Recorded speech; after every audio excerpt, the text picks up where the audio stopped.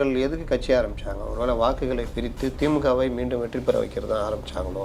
இந்த ஆள் பேசின வீடியோ தம்பி ஒருத்தர் அனுப்பிவிட்டு நான் இவருக்கு ஒரு ரிப்ளை வீடியோ போடுங்கண்ணா அப்படின்னு சொல்லி சொன்னாப்புல. இந்த ஆள் ஏதோ ஒரு வாட்டி நான் வீடியோ போட்டிருக்கேன், ரிப்ளை வீடியோ. பெருசாலாம் நம்ம வந்து கண்டுக்கல யாரு என்ன எவருன்னா. ஏன்னா நம்ம வந்து இப்போ பார்த்த வரைக்கும் ஏதோ முத்தலீஃப்னு பேர் சொன்னாங்க. சரி ஏதோ ஒன்று பேசுகிறாப்புல, இன்னைக்கு தான் வர போகிறலாம் ஜேர்னலிஸ்ட் வந்து பேசுகிறானே அப்படின்னு சொல்லிட்டு போட்டது தான். பட் இன்றைக்கி சரி நிறையா அப்படியே வியாக்கியானம் இதுவாக கேள்வி கேட்டு இருந்தாப்புல. உள்ளே போய் கேரியர் எப்படி இருக்குன்னு பார்த்தா, கேரியர் என்னன்னா கோழி பீ பேண்ட்டை வச்ச மாதிரி இருக்கிறது அவரோட கேரியரு. ஏன்னா ஒவ்வொரு வருஷத்துக்குமான ஒரு கம்பெனியில் போய் உட்காந்துருப்பேன், அதுவும் ஒவ்வொரு இதில் அது உட்காந்துருக்குதுலாம் பார்த்தீங்கன்னா தினகரன் ஆஃபீஸு, தினபூமி ஆஃபீஸு, அதை விட்டால் இப்போ சவுக்கு சங்கர், கடைசியில் எல்லா இடத்துலேருந்து அடித்து துரத்திட்டாங்க போல இருக்கு. ஃப்ரீலான்சராக வந்து ஜெர்னலிஸ்ட் வேலை பார்த்துட்ருக்காரு போல இருக்கு. சரி என்ன பண்ணுறது, கஞ்சி குடிக்கணும், பொழப்பு ஓடணும். இன்றைக்கி வந்து இவங்களை பற்றி பேசினா மட்டும்தான் உங்களுக்கு காசு அங்கேருந்து கொடுப்பாங்க கொத்தடிமை டீம்லேருந்து. ஸோ அதனால் நீங்கள் பேச வேண்டியது இருக்குன்னு தான். பட் இருந்தாலும் வியாக்கியானமாக கேள்வி கேட்டோம்னா நமக்கு செட் ஆகாதுல்ல, அதுக்கு பதிலடி கொடுத்தானே ஆகணும். ஸோ அதுக்கு தான் இந்த வீடியோ. வாங்க வீடியோக்களை இவர் வச்ச நொட்டிக்கலாம் நம்ம பதில் என்ன அப்படின்னு சொல்லுவோம். என்னோடய சேனல் நீங்கள் யாராவது ஃபஸ்ட் டைம் வேணும்னா சப்ஸ்கிரைப் பண்ணிவிட்டு பெல் பட்டன் ப்ரெஸ் பண்ணி ஷேர் பண்ணுங்கள், மறந்துடாமல் லைக்ஸை போட்டு விட்ருங்க. நேற்று எனக்கு நிறையா 2-3 பேர் சூப்பர் தேங்க்ஸ் கொடுத்துருந்தீங்க. ஸோ அவங்க எல்லாருக்கும் என்னுடைய வாழ்த்துக்கள், நன்றிகள்.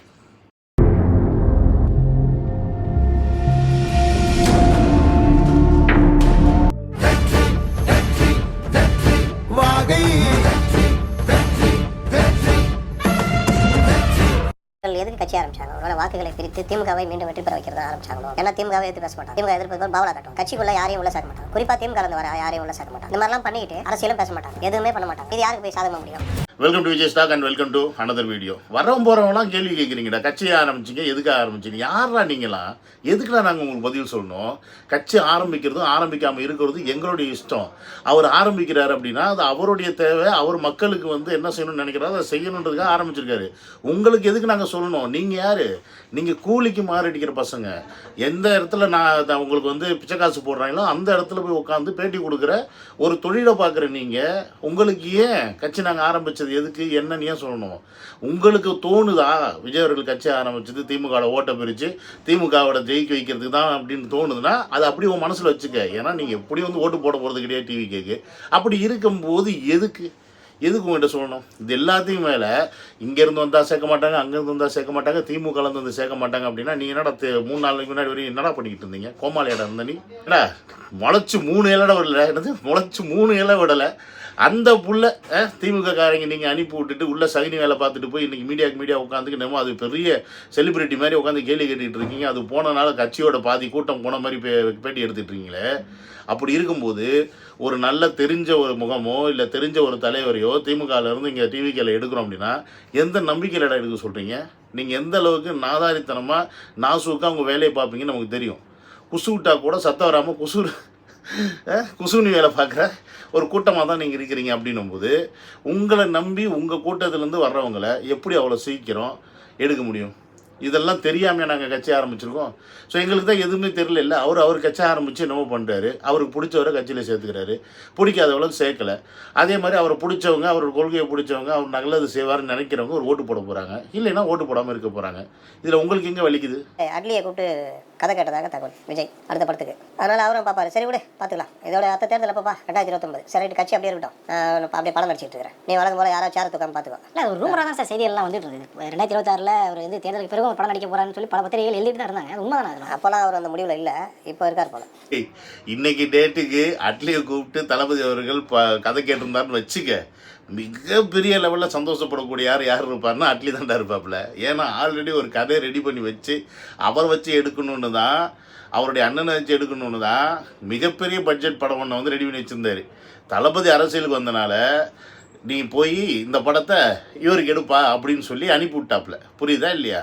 ஏன்னா படத்துக்கு கதை கேட்டு அட்வான்ஸ்லாம் வாங்க சொல்லி சன் பிக்சர்ஸில் போய் அட்வான்ஸ்லாம் வாங்கிட்டாப்புல. கடைசியில் தளபதி இல்லை நான் நடிக்கலை, நான் வந்து அரசியலுக்கு போகிறேன்னு சொல்லிவிட்டு அவ்வளோ பெரிய பட்ஜெட்னது, அவ்வளோ பெரிய இந்தியாவிலே எனக்கு தெரிஞ்ச ஐ திங்க் மிகப்பெரிய பட்ஜெட் கமர்ஷியல் படத்துக்கு 800 கோடி ரூபா இந்த பட்ஜெட்டுக்கு வந்து சில ஃபிக்ஸ் பண்ணியிருக்காங்க. அந்த அளவுக்கு ஒரு மிகப்பெரிய படத்தை எடுக்க போகிறது சன் பிக்சர்ஸ். ஸோ அவ்வளோ பெரிய படத்தையே விட்டுட்டு அரசியலுக்கு வந்திருக்காரு. ஸோ அதை மீறி அவர் திருப்பி படத்துக்கே வந்தார்னா கூட உங்களுக்கு என்ன வழி இருக்குது? அதுதான் இங்கே கேள்வி. அவருடைய நாடு, அவருடைய மண், அவர் கட்சி ஆரம்பிக்கணும்னு நினச்சா ஆரம்பிக்கிறாரு, படம் நடிக்கணும்னு நினச்சா நடிக்கிறாரு, நிறுத்தணும்னு நினச்சா நிறுத்துறாரு. இதெல்லாம் அவருடைய சொந்த முடிவு. இதை மக்கள் ஏற்றுக்கிறதும் ஏற்றுக்காமல் இருக்கிறதும் எங்களை மாதிரி சாதாரண மக்களுடைய முடிவு. நீங்கள் யாரா நடுவில் உட்காந்து நவநாட்டியம் பண்ணிக்கிட்டு இருக்க? ஜர்னலிஸ்ட்ன்ற பேரில் நிறைய வேலை பார்க்குற வேலையெல்லாம் இங்கே பண்ணாதீங்க. டிவிக்கேல அதெல்லாம் நடக்காது. ஏன்னா இங்கே டிவிக்கேல ஆதவர்ஜானா, புஷி ஆனந்த், சிடிஆர், இவங்க அவங்கன்னு யாருக்காகவும் கூட்டங்கள் சேரல. இங்கே ஒரே ஒரு கூட்டம் தான், அது தளபதி அப்படின்றது ஒரு முகத்துக்கான கூட்டம் தான். அதை மறந்துடாதீங்கடா. ஏன்னா யோசிச்சு பாருங்க, படம் முடிச்சிட்டாரு. படம் வந்து பெரிய வேலையானது. நான் திரும்ப சொல்கிறேன், எம்ஜிஆர் பற்றி பேசுகிறீங்க, பத்திரிகையாளரும் சரியாக கேட்க மாட்டேங்கிறாங்க. அதை விட்டா கூட எம்ஜிஆர் வந்து 72 கட்சி ஆரம்பிச்சுட்டு 77 ஆட்சி பிடிக்கிற வரைக்கும் ஒரு 15 படத்துக்கு மேலே நடிச்சார். பல படங்கள் வெற்றி படங்கள். ஒரு படம் வேறு டைரக்ஷன் வேறு பண்ணார், தயாரிச்சு டைரக்ஷன் பண்ணார், பிரச்சாரமே பயன்படுத்தினார் பண்ணார். நீங்கள் ஒரு படம் நடிக்க எவ்வளோ பந்தா பண்ணிடுறீங்க? எனது பத்திரிகையாளர்கள் சரியாக கேட்க மாட்டேங்கிறாங்களா? ஏன் அப்போ நீ பத்திரிகையாளர் இல்லையா? நீ போய் உட்காந்து கேட்க வேண்டியதானே? அவ்வளோ வியாக்கியானம் வச்சு இங்கே உட்காந்து பேசிக்கிட்டு இருக்க. உனக்கே எங்கே முடியல இல்லை, உன்னை அடிச்சு துரத்திட்டாங்க இல்லை உள்ளே சேர்க்காம. நீ ஃப்ரீலான்சராக இருக்கனால தான் உன்னை எவனுமே கண்டு கூட இல்லை பத்திரிகையாளராக. அப்புறம் எதுக்கு நீ உட்காந்து இங்கே வந்துட்டு பேட்டி கொடுத்துட்டு உட்காந்துருக்கு? அது மட்டும் இல்லாமல் நாங்கள் எப்போ எம்ஜிஆர் கூட அவர் கம்பேர் பண்ணோம்? அவனா நீங்கள் தான்டா சொல்லிக்கிறீங்க அவர் என்ன பெரிய எம்ஜிஆரா, அவர் என்ன பெரிய விஜயகாந்தா, அவருக்கு வங்களாங்க வராத கூட்டம், அவங்களாம் செய்யாத விஷயத்தை விஜய் செஞ்சுட்டாரு வச்சுட்டாரு. நீங்களாண்டா ஒப்பாரி வைக்கிறீங்க. எப்போ பார்த்தாலும் ஏழு வீட்டில் ஒப்பாரி வைக்கிற மாதிரியே சேனல் ஒப்பாரி வைக்கிறீங்கடா. ஏன்டா? நாங்கள் அவங்கள கம்பேர் பண்ணவே இல்லை. அவர் வேறு லெவலு, வேறு ரகம். அதனால் நீங்கள் அதை பற்றிலாம் யோசிக்காத, புரியுதா? எம்ஜிஆர் அந்த காலத்தில் நடிச்சுக்காரு, அத்தனை படம் எடுத்தார். அவர் படம் நடிச்சு 72லேருந்து 77 வரையும் படம் நடிச்சுக்கிட்டு இருந்தார், வச்சுக்கிட்டு இருந்தாருன்னா அன்னைக்கு இருந்த காலகட்டம் அப்படி. அன்னைக்கு இருந்த ஒரே சோர்ஸு டிவியும் சினிமா மட்டும்தான், நியூஸ் பேப்பர் மட்டும்தான். நீங்கள் அதில் என்ன குப்பையை போடுறீங்களோ அந்த குப்பை தான் எல்லா மண்டையிலும் போய் சேரும்.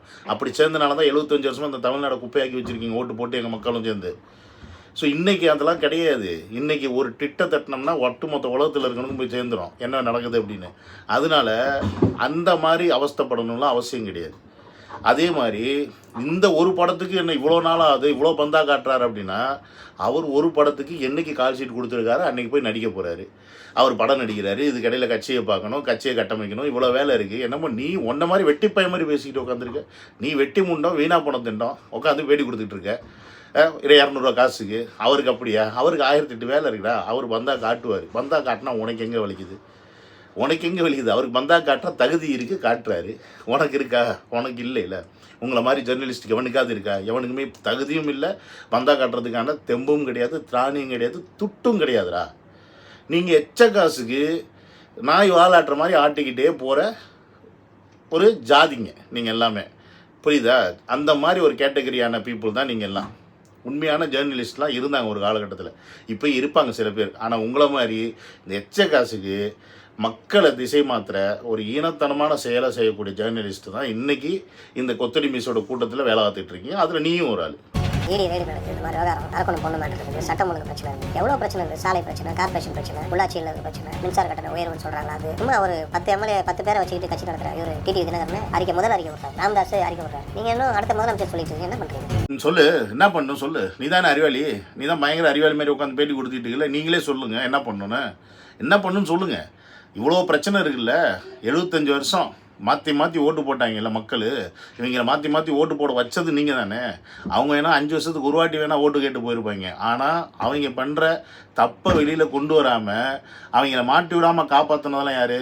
உங்களை மாதிரி அயோக்கியத்தனம் பண்ணுற ஜேர்னலிஸ்ட். எனது அயோக்கியத்தனம் பண்ணுற உன்ன மாதிரி சில ஜேர்னலிஸ்ட்டு அவங்களாம் பண்ண வேலை தான். இவங்க நல்லவங்களாம் கெட்டவங்களான்னு மக்களுக்கு புரியாமல் இவன் இல்லைனா அவன் இல்லைனா இவன் இல்லைனா அவன் சொல்லி மாற்றி நீங்கள் இவங்க 2 பேர் மட்டும்தான் தமிழ்நாடுக்கு, இந்த 2 திராவிட கட்சி மட்டும்தான் தமிழ்நாட்டுக்கு ஆள்றதுக்கு தகுதி இருக்குது, வேறு எந்த தமிழனுக்குமே தகுதி இல்லைன்னு சொல்லி உங்களை மாதிரி அயோக்கிய பையங்கெல்லாம் பண்ண வேலை தான். இப்போ நீ சொன்ன தெரியுமா, இந்த பிரச்சனை, அந்த பிரச்சனை, பொம்பளை பிள்ளை பிரச்சனை, ரோடு பிரச்சனை, மண் பிரச்சனை, மசுறு பிரச்சனை, மட்ட பிரச்சனைன்னு, இது எல்லாத்துக்கும் காரணம் தான். இன்றைக்கி அனகாம்பத்தூரில் வீடு எடுக்கிறாங்கன்னு சொல்லி ஒரு பிரச்சனை ஓடிக்கிட்டு இருக்குல்ல, அதுக்கும் அதுதான் காரணம். இதை எந்த மீடியாவாவது எடுத்து பெருசாக போடுறீங்களா? ஏன் போட மாட்டேங்கிறீங்க? நாங்க சொல்றத கொஞ்சம் பாருங்க. இந்த வார்த்தை தான் சொல்றாங்க, அதையே நீங்க செய்ய மாட்டீங்க. எப்படி நாங்க காலி பண்ண முடியும்? 50 வருஷம் வாழ்ந்த வாழ்க்கை 5 நிமிஷத்துல எங்களால எப்படி காலி பண்ண முடியும்? பாருங்க எவ்வளவு வருஷம் வாழ்றோம், வரி இருக்கு. போன மாசம் ஏன் வரி கட்ட சொன்னீங்க? அதை சொல்லுங்க. போன மாசம் வரி கட்ட சொன்னீங்க. வரி கட்டிருக்கோம், அடுத்த வருஷத்துக்கு சேர்த்து கட்டிருக்கோம். எந்த தைரியத்துல எங்களை வந்து போங்கன்னு சொல்லுவீங்க? 50 வருஷமா இங்க இருக்கோம் சார். இந்த ஒரு மாதத்துக்கு முன்னாடி வரி கட்டியிருக்காங்க அடுத்த வருஷம் வரைக்கும். இந்த மாதம் வந்து நீங்கள் வீடை காலி பண்ண சொல்லி இடிப்பேன்னு சொல்லிட்டு இருந்தீங்கன்னா அப்போ எவ்வளோ அயோக்கியத்தனமான ஒரு அரசாங்கம் நடந்துக்கிட்டு இருக்கு. அப்போ அந்த அரசாங்கத்தை தட்டி கேட்க வேண்டிய நீங்கள் அதை கேட்காம விஜய் வரணும், விஜய் கேட்கணும், விஜய் என்ன பண்ணிட்டாருன்னு கேட்டால் என்ன பண்ண சொல்கிறேன், வந்து என்ன பண்ண சொல்கிறேன், போராடி அடி வாங்கணுமா, எல்லாரையும் கூப்பிட்டு வந்து எல்லா பசங்களையும் அடி வாங்க விடணுமா உங்கள்கிட்ட போலீஸ்கிட்ட, என்ன பண்ணணும் உங்களுக்கு? நீங்கள் வேணால் அடி வாங்கி சாவுங்கடா, நாங்கள் ஏன்டா அடி வாங்கி சாகணும்? அவர் என்ன பண்ணணுமோ அது பண்ணிக்கிட்டு இருக்காரு. நீங்கள் நினைக்கிற மாதிரி இந்த போராட்டம் பண்ணுறது அடி வாங்கிறது பண்ணுவோம், அதுக்காக போராடவே மாட்டோம் நாங்கள். அந்த அளவுக்குலாம் அப்படி தைரியம் இல்லாத ஆளுங்கள்லாம் கிடையாது. தேவைப்படும் நேரத்தில் தேவைப்படும் இடத்தில் செஞ்சால் அதுக்கு ஒரு முக்கியமான தீர்வு கிடைக்கணும். அந்த போராட்டத்தோட வடிவம் கண்டிப்பாக அதை சட்ட ரீதியாக அணுகினாலும் நமக்கு அதுக்கு தீர்வு கிடைக்கிறதுக்கான ஒரு வடிவமாக இருக்கணும். அது இருந்தால் மட்டும்தான் நீங்கள் போராட்டம் இல்லையா சும்மா போயிட்டு மக்கள் புரட்சி மக்கள் போராட்டம் பண்ணால் ஒன்றும் பண்ண முடியாது. ஜல்லிக்கட்டு போராட்டம் பண்ணாங்க 7 நாள் கழிச்சு அத்தனை பேர் அடிச்சு விட்டு கடைசியில் என்ன பண்ணி அரசாங்கம் பண்ணீங்கன்னு தெரியும் எங்களுக்கு, புரியுதா இல்லையா? அந்த இளைஞர்களெல்லாம் ஒன்றா சேர்ந்து அவ்வளோ பெரிய போராட்டத்தை முன்னெடுத்ததுக்கு அப்புறமாவே 7 நாளைக்கு அப்புறம் என்ன பண்ணீங்க, என்ன கூட்டு கலவாணித்தனம் பண்ணீங்க அப்படின்றது எல்லா இளைஞர்களுக்குமே தெரியும். போராடாமல் இந்த மக்களை பாதுகாத்திருக்க வேண்டியது உங்களை மாதிரி ஜேர்னலிஸ்ட். அதுக்கு பேர் தான் மீடியா ஒரு தூணுன்னு சொன்னாங்க. நீங்கள் என்ன பண்ணுறீங்கன்னா அந்த தூணுக்கு பதிலாக அந்த தூணில் கட்டி போட்டிருக்க நாய்க்குட்டிங்க மாதிரி உங்களோட முதலாளிங்களுக்கு விசுவாசமாக இருக்கிறீங்க. இவர்கள் நோக்கம் டிஎம்கேவை பெருசாக எதிர்க்கிறதுலாம் கிடையாது, மத்திய அரசையும் பெருசாக எதிர்க்கிறது கிடையாது. ஏதாவது ஆரம்பிச்சுட்டு எதை நடத்திட்டு போவோம். நான் ஒரு கேள்வி வைக்கிறேன், நீங்கள் அதுக்கு பதில் சொல்லுங்கள். கட்சியுடைய பொதுச் செயலாளர் யார்? என்னையா திமுக எடுத்து பேசியிருக்காரா? ஏன் பேசலை? அப்போ ஏதாவது அட்ஜஸ்ட்மெண்ட்டில் ஓடுதா? சந்தேகம் வைக்கிறீங்களா? வேற என்ன பேசு, தைரியம் தான் பேசு. நீ தான் தைரியமாக நான் நினச்சேன். என்ன நீ பத்திரிகையாளன் தானே, அப் டு டேட்டாக இருக்கே இல்லையா? நேற்று கூட தாண்டா அறிக்கை விட்டார் திமுக. ஸ்டாலின் அங்கே போனதுக்கு, நிதி ஆயோக் போனதுக்கு கழுவி ஊற்றியிருந்தார், பார்க்கலையா? அப்போ என்ன நீ அப்டேட்டில் இருக்கு? நீ திமுக எதிர்த்து பேசலை அப்படின்னா என்ன பேச சொல்கிற? திமுக மொத்தமாக தப்பாக தானே இருக்கேன்னு. என்ன டெய்லி ஒரு நாளைக்கு 1000 பிரச்சனை நடக்குது, 1000 பிரச்சனைக்கு மாட வாய்ஸ் கொடுப்பீங்க? இல்லை நான் கேட்குறேன், புஷியானந்த் அவர்கள் வந்து ஏன் திமுக பற்றி எதிர்த்து பேசணும்? அப்படியே பேசணுன்னா கூட தளபதியோட ஆர்டர் இல்லாமல் எப்படி பேசுவாங்க? ஒரு புஷியானந்த் பேசினா இருந்தாலும் சரி, அதவர்ஜனா பேசினா இருந்தாலும் சரி, யார் அங்கே தமிழக வெட்டி கழகத்தில் வந்து ஒரு மீடியா ப்ரெஸ் மீட் கொடுக்கணும்னா வச்சாலும் அவருடைய பர்மிஷன் இல்லாமல் இங்கே ஒரு துரும்பு கூட அசையாது. அது முதல்ல நீங்கள் தெரிஞ்சுக்கணும், புரியுதா? இங்கே அவன் நாட்டாமம் பண்ணுறதுக்கு தளபதி அவர்கள் கட்சி ஆரம்பிக்கலை. அதே மாதிரி அவன் நாட்டாமம் பண்ணுறதுக்கும் நாங்கள் தளபதி அவர்களுக்கு சப்போர்ட் பண்ணலை. இங்கே ஒரே சப்போர்ட்டு, ஒரே முகம் தான், ஒரே ஆள் தான், அது தளபதி மட்டும்தான். அவருடைய முகத்துக்கு மட்டும்தான் இங்கே மொத்த சப்போர்ட்டுமே. அவர் கீழே இருக்கிறவங்க அவர் நிர்ணயிச்சாங்க அப்படின்றனால நாங்கள் அவங்களுக்கு மரியாதை கொடுக்குறோம், அவங்களுடைய பதவிக்கு மரியாதை கொடுக்குறோம், அவ்வளோதான். இல்லைன்னா அவங்களாம் யார் எங்களுக்கு? ஹூ ஆர் தே அப்படின்னு தான் நாங்கள் கேட்போம். தெரியாது எங்களுக்கு, இவங்களாம் யாருன்னே தெரியாது. எங்கள் எல்லாருக்குமே தெரிஞ்சது, தமிழ்நாட்டுக்கே தெரிஞ்சது, ஒட்டுமொத்த தமிழர்களுக்கே தெரிஞ்ச ஒரே முகம் விஜய், அவ்வளோதான். புரியுதுங்களா? ஸோ இந்த முகத்துக்காக தான் இங்கே 2026 என்ன நடக்க போகுதுன்னு நீ பார்க்க போகிற. அதை விட்டு இவர் திமுக வந்து எதிர்த்து பேசலை, ஓட்டை பிரிக்க தான் வந்திருக்காரு, ஓட்டை ஏறி கூரையை பிரிக்க வந்திருக்காரு, கேனத்தனமாக உட்காந்து பேசிக்கிட்டு இருக்காம உருப்படியாக மக்களுக்கு ஏதாவது செய்ய முடியுமான்னு போய் பாருங்கள். இவ்வளோ பிரச்சனை நடக்குதுன்னு சும்மா இங்கே உட்காந்து பேட்டி கொடுக்காது. போ களத்தில், நீ தானே ஜர்னலிஸ்ட்டு, போட்டுக்கிறீல்ல உன் பேரில் ஜர்னலிஸ்ட்னு போட்டுக்கிறீல்ல, போ களத்தில் போய் இறங்கி வீடியோ எடுத்து பாருங்கள், இந்த ஆட்சியில் இப்படி நடக்குது, இந்த ஆட்சியில் இந்த கொடுமை நடக்குது, இதை மக்கள் நீங்கள் பார்க்கணும், இந்த ஆட்சியை தூக்கி போடுங்க, நல்ல ஆட்சியை கொண்டு வாங்க. நான் உன்னை விஜய் கூட சப்போர்ட் பண்ண சொல்ல, நல்ல ஆட்சி கொண்டு வா, நல்ல ஆட்சி கொண்டு வரணுக்கு சப்போர்ட் பண்ணுன்னு பேசுங்கடா. அட்லீஸ்ட்டு அதை செய்யுங்கடா. உங்களை யாரும் விஜய்க்கு சப்போர்ட் பண்ணி பேசுங்கன்னு சொல்லலடா, அது தேவையில்லை. நீங்கள் யாருக்கு வேணாலும் சப்போர்ட் பண்ணி பேசுவீங்க, ஆனால் நல்லது செய்யணும்னு நினச்சி யார் வர்றாங்களோ அவங்களுக்கு சப்போர்ட் பண்ணுங்கடா. புதுசாக வர்றவங்களுக்கு வாய்ப்பு கொடுக்கணுன்ற மாதிரி ஒரு வாட்டி மக்கள்கிட்ட பேசுங்கடா. அதை விட்டு புதுசாக வர்றவங்க வந்து இவங்க வந்து அதை செஞ்சுருவாங்களா, இவங்க வந்து இதை கிழிச்சிருவாங்களா, எப்போ பார்த்தாலும் இருந்தவங்களே திருப்பி எடுக்கணும்னு தேர்ந்தெடுக்கணும்னு பேசிக்கிட்டு இருந்தீங்கன்னா தருதலைத்தனமா உங்களெல்லாம் ஜேர்னலிஸ்ட் வேறு போட்டுக்கிறீங்க வெக்கமே இல்லாமல்.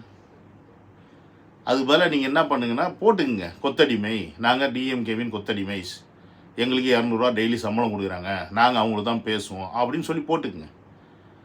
ஏன்னா அந்த அளவுக்கு கேவலமான ஒரு ஜேர்னலிசம் தான் இன்றைக்கி இந்தியாவில் நடந்துக்கிட்டு இருக்குது.